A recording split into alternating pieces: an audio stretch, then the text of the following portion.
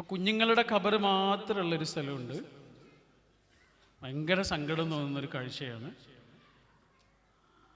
ആ ഖബർസ്ഥാനിൽ പുതിയ ഒരു ഖബറുണ്ട്.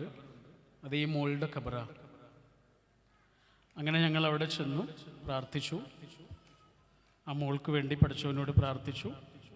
അതെല്ലാം കഴിഞ്ഞ് തിരിച്ചു പോരുമ്പോൾ എൻ്റെ ആ സുഹൃത്ത് ഒരു സംഭവം പറഞ്ഞു. അവരെല്ലാ ദിവസവും അവിടെ പോകും. മോളെ കാണാൻ പോകുന്നത് പോലെ എല്ലാ ദിവസവും അവിടെ പോകും. അങ്ങനെ എല്ലാ ദിവസവും അവിടെ പോകുന്ന സമയത്ത് മിക്കവാറും ദിവസങ്ങളിൽ ഏതെങ്കിലും ഒരു ഫാമിലിയൊക്കെ അവിടെ ഉണ്ടാവും. അവരുടെ കുഞ്ഞിനെ കാണാൻ വേണ്ടിയിട്ട് അവരും വന്നിട്ടുണ്ടാവും. അങ്ങനെ ഏതെങ്കിലും ഒരു ഫാമിലിയെ എല്ലാ ദിവസവും അവർ കാണും. അപ്പോൾ അവർ തമ്മിൽ സംസാരിക്കും. നിങ്ങളുടെ കുഞ്ഞിന് എന്താ പറ്റിയതെന്ന് ചോദിക്കും.